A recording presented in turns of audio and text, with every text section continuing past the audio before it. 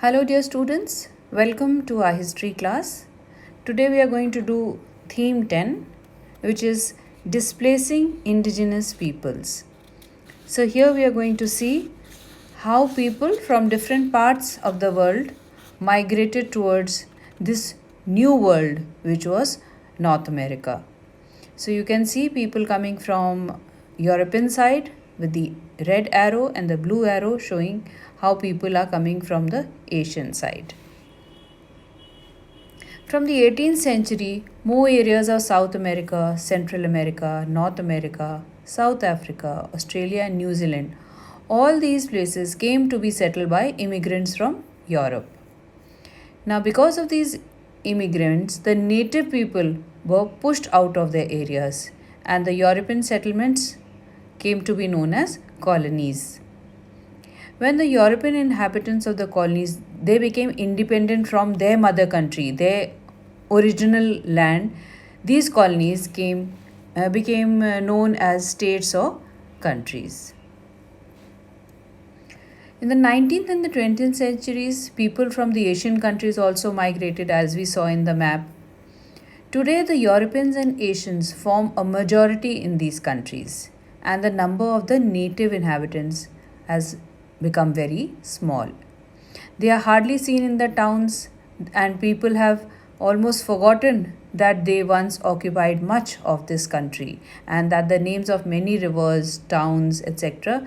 they are derived from the native names. Example: Ohio, Mississippi, and Seattle in the USA, then Saskatchewan in Canada, Wollongong and Parramatta in Australia. So these are the native names of the local areas.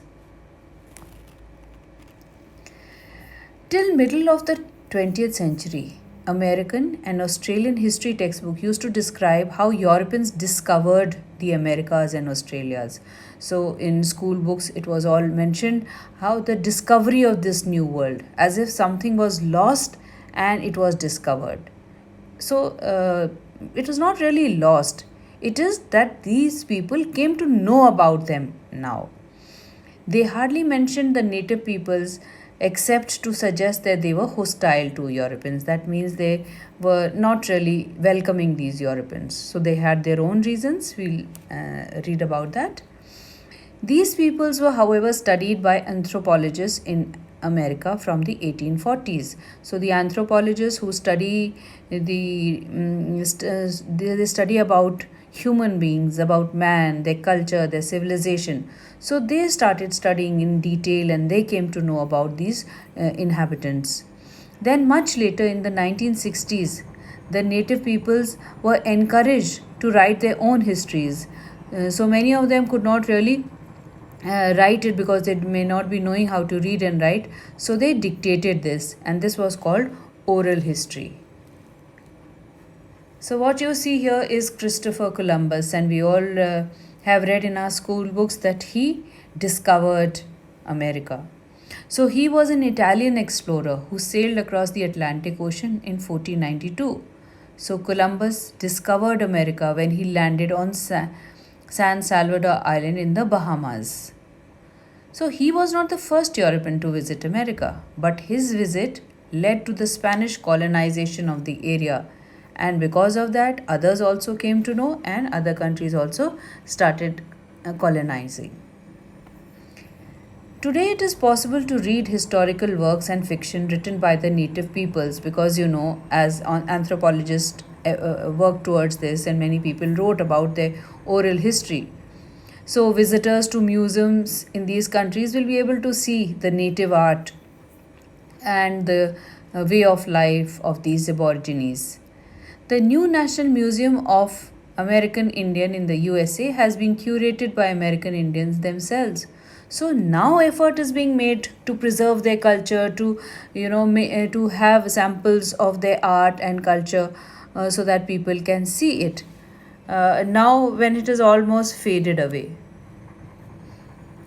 Now this European imperialism, let's take a look at how it was in different countries. France, Holland, and England, they began to extend their trading activities and to establish colonies in America, Africa, and Asia. Ireland, which is almost adjacent to England, it was virtually a colony of England, as the landowners there were English settlers. So the people from England went to Ireland and they settled over there. So they owned the land.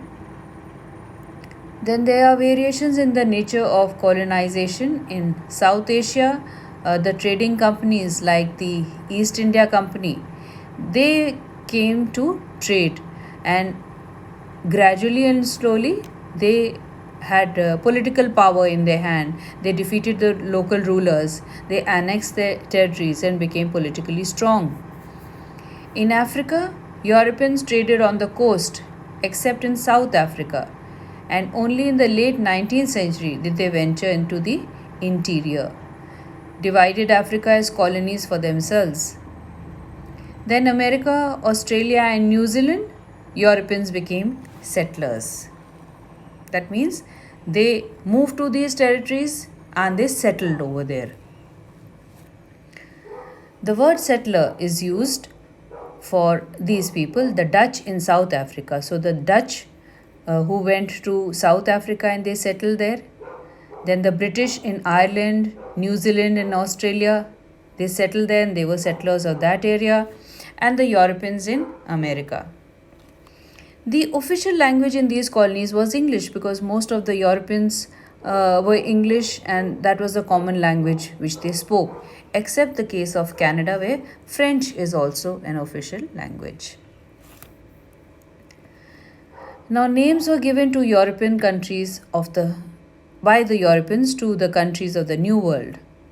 The Geographical Dictionary lists over 100 place names in Americas and Australias which begin with the word new, because this was the new world which they did not know about earlier, and once they discovered, they gave this name with the word new. America was first used after the publication of the travels of Amerigo Vespucci. Then Canada, this term comes from Kanata, that means village, in the language of the Huron Iroquois, as heard by explorer Jacques Cartier in 1535. Then Australia in the 16th century, a name for land in Great Southern Ocean, because Australia, is in the southern part, and Austral is the Latin word for south. New Zealand. Now this name was given by Tasman of Holland, and he was the first to sight these islands in 1642. So the Dutch term for sea is zee. So they found this is a new land in the sea, so they called it New Zealand. Now let's take a look at North America, and you can see the map of North America. This continent extends from the Arctic Circle to the Tropic of Cancer, from north to south, and then you can see from the Pacific Ocean to the Atlantic Ocean. So it has oceans on both the sides. Then in the west, it has Rocky Mountains, the desert of Arizona and Nevada, and Sierra Nevada mountains.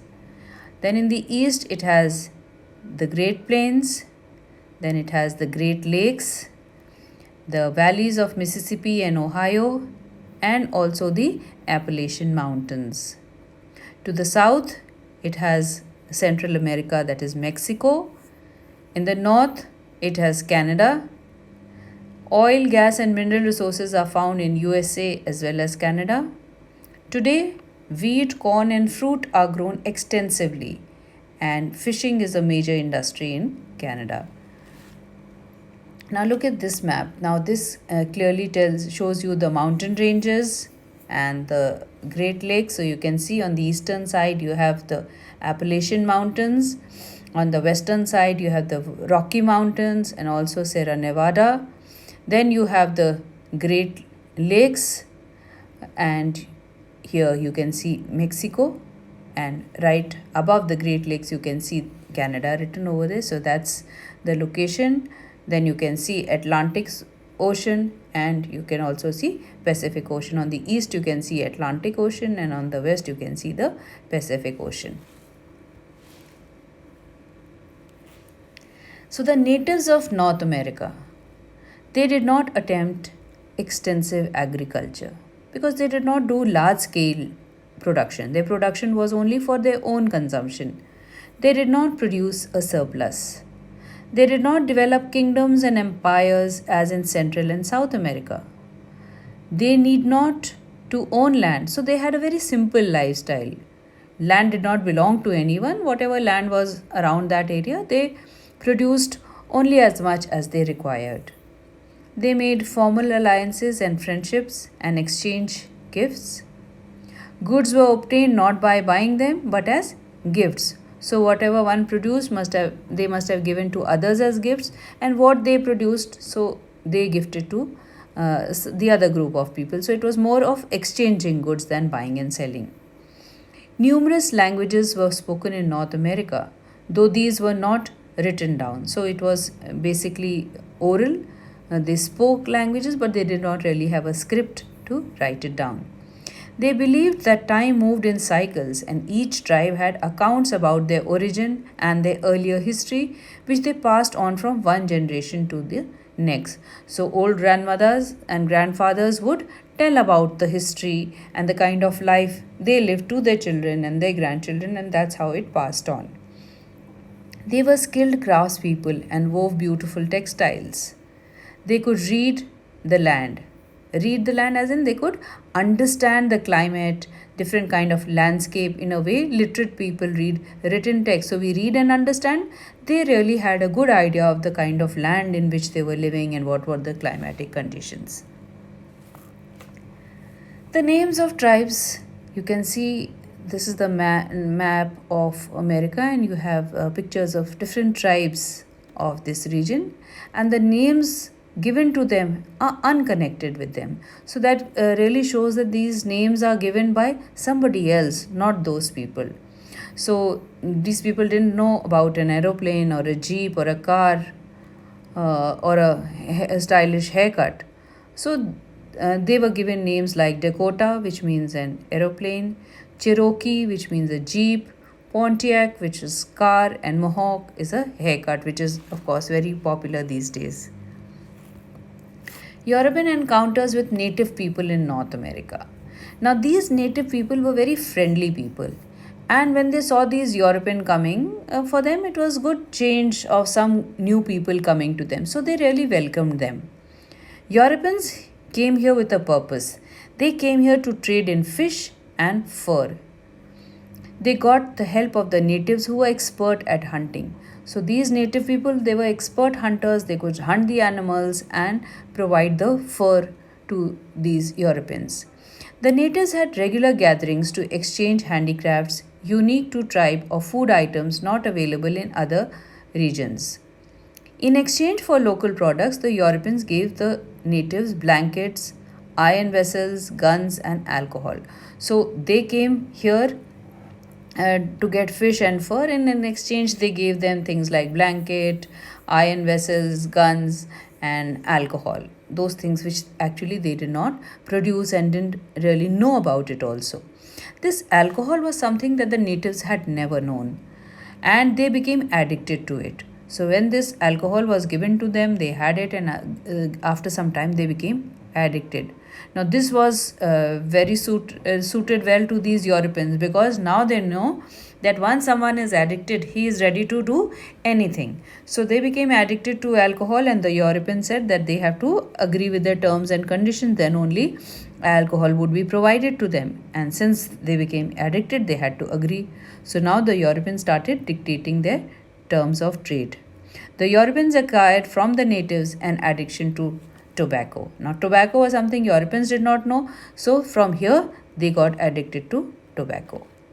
So, here you can see a picture of the Europeans. They are trading with the Red Indians, and this is a fur blanket, probably, which they are wanting to sell. Now, let's see how these Europeans looked at or perceived these native people. Western Europeans called themselves civilized people in terms of literacy and organized religion and urbanism. Now, European, when they came here, they were people who were educated, they had an organized religion, and they lived a very urban life, city life. But when they came to the natives of America, they found them to be uncivilized because they were tribal people. They have not seen the modern world. Now, the French philosopher Rousseau, he said these native people were to be admired as they were untouched by the corruption of civilization. That means they were simple people. They did not know any kind of corruption which existed already in the civilized world. A popular term for the native people was the noble savage. Savage because they lived primitive lifestyle, and noble because they were simple people. The English poet William Wordsworth indicated people living close to nature had only limited powers of imagination and emotion. Europeans imagined the forests cut down and replaced by cornfields. Now they felt that these forests need to be cut down. They felt that these forests are actually waste. If they cut down and they grow corn, they're going to earn a lot of money out of it. Jefferson's dream was a country populated by Europeans with small farms. Thomas Jefferson, who was the third president of USA, he said, "This unfortunate race which we have been taking so much pains to civilize have justified extermination." So they felt that they are uncivilized people and we are trying to civilize them, just as the Europeans would see Indian people. To the natives, the goods they exchanged with the Europeans were gifts. So they felt that they are actually giving them gifts. They are our friends who have come from some other place, so we are giving them these goods as a mark of friendship. But Europeans who had come here, they were more materialistic. They had come with a purpose. They felt that goods like fish and furs, they were commodities. The natives have no sense of profit or market. They were also saddened by the greed of the Europeans. They could not understand why these Europeans are craving to have more and more of this fish and fur. They felt that people require very little for their own requirement. They never realized that they're going to take it to their country and they're going to sell it and earn money. So they were very confused and sad to see how these Europeans are greedy. Europeans had slaughtered hundreds of beavers for fur, and the natives were very uneasy. They felt very uncomfortable seeing them killing more and more beavers just for their fur, and they feared that the animals would take revenge on them for this kind of destruction. The natives who grew crops for their own needs and not for sale and profit thought it was wrong to own the land. So there was no concept of land ownership. Many folk tales of the natives mocked the Europeans, made fun of these Europeans, and they said that they are actually greedy and deceitful people. Now let's look at why these Europeans wanted to settle in America. Why would they want to leave their own land and come in and settle here? One very important reason was religious persecution. There were groups of Europeans who were being persecuted because they were of a different sect of Christianity. One Christianity is old Catholic religion. And then there came a change in Christianity. They wanted to do away with old customs and traditions, and they changed to Protestantism. So where Catholicism was in majority, the Protestants were persecuted, and where Protestantism was in the official religion, Catholics were persecuted. So to run away from this kind of persecution, they felt that this was America was a suitable land. Then some of the migrants from Britain and France were younger sons who would not inherit their father's property. So according to their laws of inheritance, the property went to the eldest son. So the younger sons, they felt that they have got nothing for themselves. So they felt that let's go to a new land and set up their own land and property. So they moved to America. Then there were waves of immigrants from countries like Germany, Sweden, and Italy who had lost their lands to big farmers. And now they wanted farms they could own. So they came here and they found a lot of farm available here because the population was less. So they thought that here they could have their own farms. Then there were people from Poland who were happy to work in the prairie grasslands, which reminded them of the steppes of their homes, because steppes was also grasslands of Europe, and were excited to be able to buy huge properties at very low prices. So that's how more and more people from different parts settled into America. More on this in our next class. Thank you very much and have a nice day.